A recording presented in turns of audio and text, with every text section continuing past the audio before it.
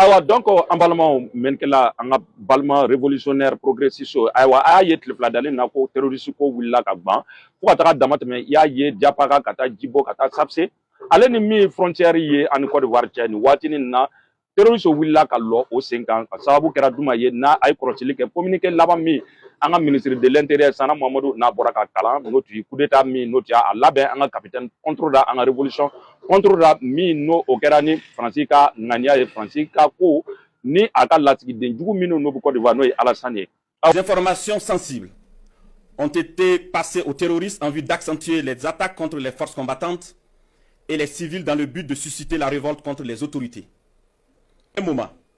que plusieurs attaques terroristes d'envergure pour occuper les vecteurs aériens à défaut de pouvoir les détruire au sol. Il faut noter que les cerveaux à l'extérieur du pays sont tous localisés en Côte d'Ivoire. Le complot se poursuit activement depuis leur centre des opérations à Abidjan avec pour objectif de semer le chaos au Burkina Faso avant le mois de juin. Alassane y'a yira k'a fɔ ko ale tɛna se ka a ka congrès kɛ pour que o ka désigner k'a yira k'a fɔ ko président lo a tɛna se ka kɛ président ye donc a ka parti min n'o ye RHDP ye o tun kan ka se ka maa dɔ désigner ka bila min bɛ kɛ candidat ye élection na min nana min octobre 2025 ye ayiwa o ko tun n'o o ɲɔgɔn ye ba tun kan ka sigi mɛn na ayiwa Alassane a y'a ye an ka capitaine Ibrahim bɛ a nɔ na ni population ni den maa bɛɛ lajɛlen fara n'u ɲɔgɔn kan ni o bɛ soutien dira ma n'o b'a dɛmɛ n'o b'a protéger donc o kosɔn a y'a reporter sabula a tun ye laɲini min ta ko capitaine kan ka bɔ fanga la ko sanni juin cɛ donc a y'a ka congrès poussé ka bila juin na a bɛ kan ka a ka ɲɔgɔn ye ba nin kɛ ka se ka fɔ a ka parti ye ani ivoirien ye n'a bɛna se ka présenter élection nata min o ye octobre 2025 ye o la don a ka laɲini ye jumɛn ye o bɛnkan kelen min b'a ale ni Macron ni Faransi ni tubabu jugu impérialiste ni o ɲɔgɔn cɛ o y'a yira k'a fɔ ko a ka mission ye min ye a kan ka se ka Faransi ka ko o lakana min Faransi ka intérêt ye donc a sigi kun do o ye donc o sigi kun ni n'a tɛ se ka o sabati n'a tɛ se ka ko bɔ a sira ma kun taara a ka sigi Côte d'Ivoire kunna sabula ale sigira Côte d'Ivoire kunna olu tun ma sigi ni min ye ko Mali bɛ bɔ nɔgɔ la Niger bɛ bɔ nɔgɔ la Burkina bɛ bɔ nɔgɔ la fo ka na sɔrɔ ka jɛn ɲɔgɔn kan ka kɛ fanga kelen ye fo ka taa AES créer ka tila ka sɔrɔ ka bɔ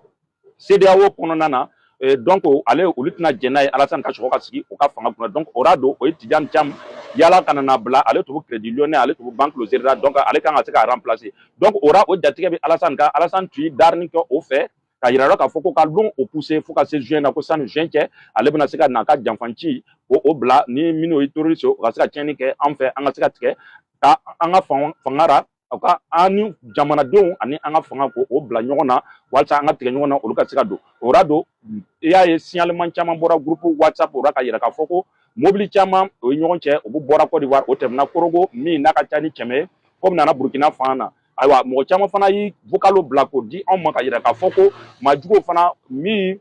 frontière ye ka taa Elentra ka taa min Gawa mara fan ye ale ni Niangologo donc ko o ye maa caman ye minnu o cogo tun man ɲi donc o bɔn don terroriste ma mais terroriste bɛɛ lo ayiwa a ko a nana na ka na taa bange a tiɲɛyɔrɔ a yira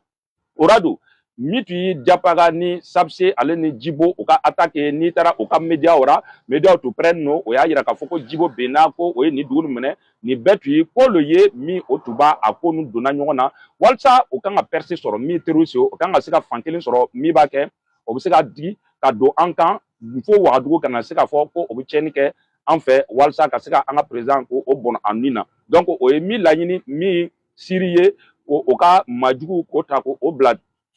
pouvoir la ni n'a tɔgɔ ko Jalali voilà donc Jalali de ale yi terroriste ɲɛmɔgɔ ale tun ye Al Nosra créé Al Nosra le fana kɛra sababu ye ka attentat min Bataclan ka attentat ko o kɛ ka français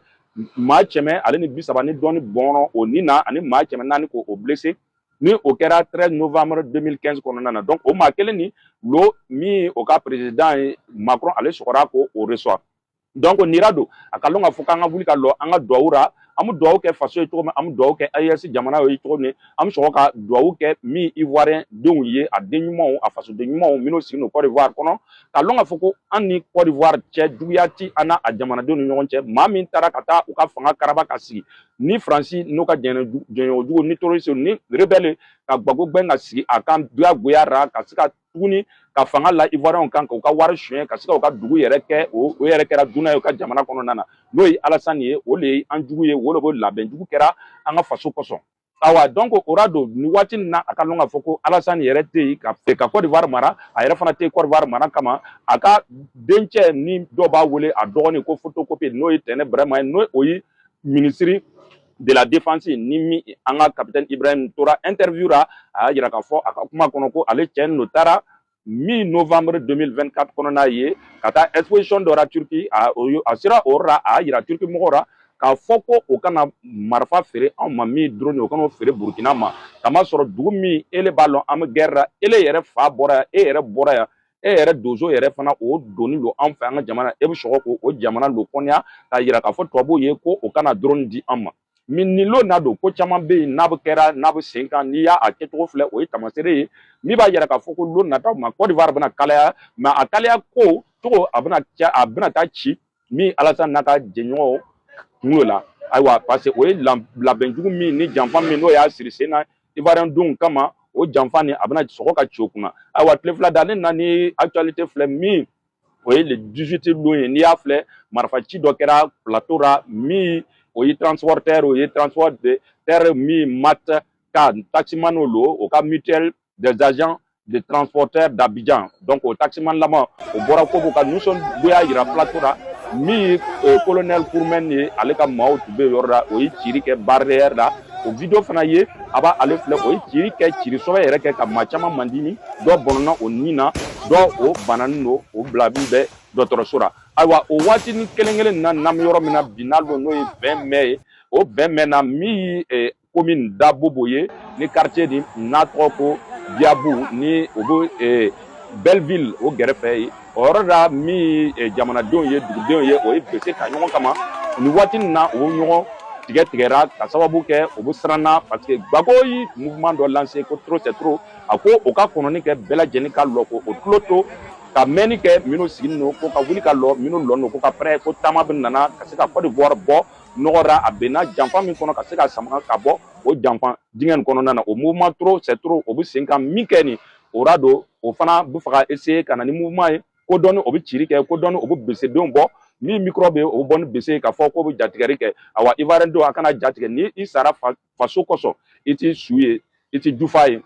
n'i sara faso kɔsɔn i bɛ balo ayiwa maa si yɛrɛ fana tɛna sa Alassane lo bɛna tunu awa o kɔfɛ o ko ni kɛni min commune Dabobo ye o ko kɔfɛ min conversation ye o kɛra n'an ka camarade dɔ ye min Sankara ye ale ye lasigiden dɔ ye leader lo kɛlɛkɛla lo ale min taara ka taa kɛ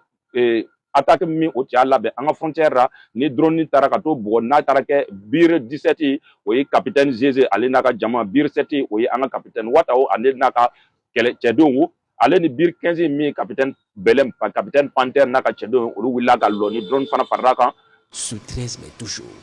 les criminels vont connaître la furie des combattants du ciel à l'ouest. En effet, sur la base de renseignements d'attaques imminentes contre les localités et les positions amies dans la zone de Banfoura jusqu'à la frontière ivoirienne par des criminels installés en grand nombre ces 2 jours dans la forêt de Dida à la frontière ivoirienne, les unités du 2e groupement d'intervention rapide ont lancé l'opération Tourbillon R3.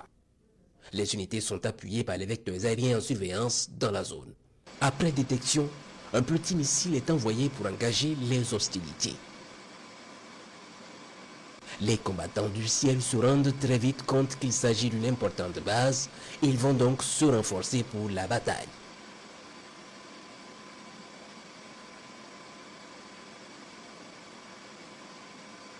« 14h26 exactement, lorsqu'une grosse bombe va frapper les ennemis. Les unités du 7e BIR vont lancer l'offensive sur la base.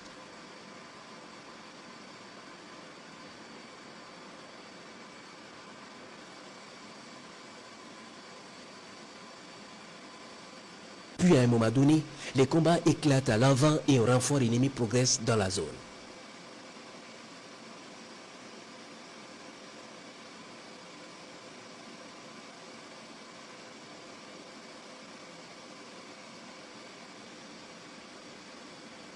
En parfaite coordination avec les unités au sol, les vecteurs aériens rentrent dans la danse.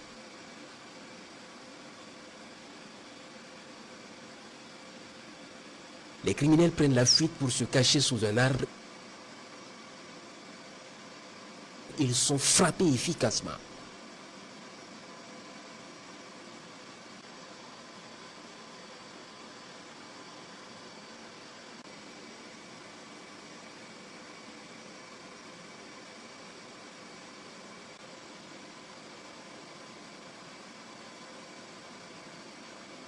Les rescapés sont suivis par petits groupes jusqu'à leur base arrière, puis frappés.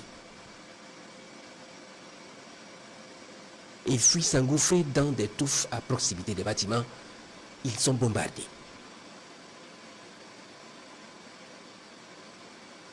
Ils vont subir la fureur toute la nuit. Les combattants au sol vont poursuivre leur marche sur l'ennemi.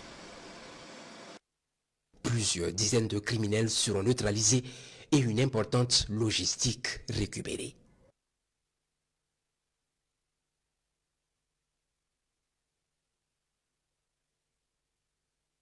Les opérations se poursuivent. Mamino sera ka échappé, no yi gazi sama no bitara ka taga sayoro, olu do tara ka ta ye korogo dotorosora donc o kumbeni kera o kuma le tara ka alase anga camarade Sankara ma o yoroni na donc o vocal be amo o blara aba alame ka ye ka foka lonko Alassane abora barara Alassane ta chena sadi danga abu yoromina o senno ama. Donc vidéo j'ai été saisi, appelé par des frères voilà, de chez nous là. Voilà, pour dire que en fait il y a des blessés, énormes blessés qui viennent à Korogo, à Ténimé et autres. Comment ça se passe sur le terrain? Donc au quoi fait mi balaou na dobi singa ni kuma chaman be o ka media o kan oyi o ka kandia wa dans de Sénat ale lo kera sababu e kana bala ki ta faga sandora mi 2000 a watini nunu ye o ya soro o ti ko chaman ben labɛn min tun ye Gbagbo kama ye donc ale tun bɔra kalama o tun kan ka donc geyi faga donc ale bɔra kalama donc o ko ninnu kosɔn o ye Kandiya Watara bila ale nana a faga hôtel la donc o kibaruya tun b'an fɛ Wagadugu kɔnɔna na yan yɔrɔ la donc Kandiya Watara ale sɔrɔla ka kɛ ministre de l'éducation kana a yɛrɛ sɔrɔ min président de Sénat ye donc ale ka bataki kɔnɔna na ko Corsair ye o ye Faransi ka compagnie avion dɔ ye o taara ka taa partenariat signé ni ale Corsair ni ye ko olu ka ɲɛmɔgɔ député ministre ale ni o ka famille bolo ko olu bɛna se ka wuli ka taa o yɛrɛ fila kɛ Faransi donc ko avion fana prix ka se ka nɔgɔya avion prix kan ka nɔgɔya population le walima a kan ka se ka nɔgɔya olu maa minnu kɔnɔ fa n'o poche fa n'o ni ko caman ka fisa olu fɛ ka tɛmɛ jamanadenw kan donc o kɔrɔ ko o faamuyana ka lɔn ko bolisira le o b'a yalala min Alassane n'a ka RADP n'a ka sonw ye olu de bɛ bolisira yala donc o taara o partenariat ni o taara o document o signé ni Corsair ye ko pour que n'o ko bɛ bɔ o bɔko a ka nɔgɔya sabula olu yɛrɛ b'a lɔn sani octobre k'a bɛ se min bɛ yen wolo bɛ yen min fana labɛnnen no wolo bɛna kɛ ayiwa donc a ka faamuya ka lɔn ka fɔ ko min tiɲɛni ninnu labɛnna min tun ye terroriste ye ka taga wuli ka taa kɛɲɛ Dori fan Djibo fan Diapara a n'a ɲɔgɔnna o tun bɛ percer le yala o tun bɛ sira le yala ka se ka don an ka Wagadugu kɔnɔ ka tiɲɛni kɛ ale ni o tun ye soldat minnu fana préparé k'o bila frontière la min ɲɛngolo ko fanw ye ni bɛɛ birimɔgɔw voilà an ka capitaine Wata o capitaine Panter capitaine Jési n'o wulila o ka cɛdenya ka lɔ jijara o sera ka maa ninnu fana o pousser donc olu mɔgɔ ninnu caman bɛ bi dɔgɔtɔrɔso la min dɔgɔtɔrɔso ye ka taa Korogo voilà Korogo kɔnɔna na donc o caman mugunen don mais min tɛ siga tɛ min na o bɛna sa o bɛna faga voilà donc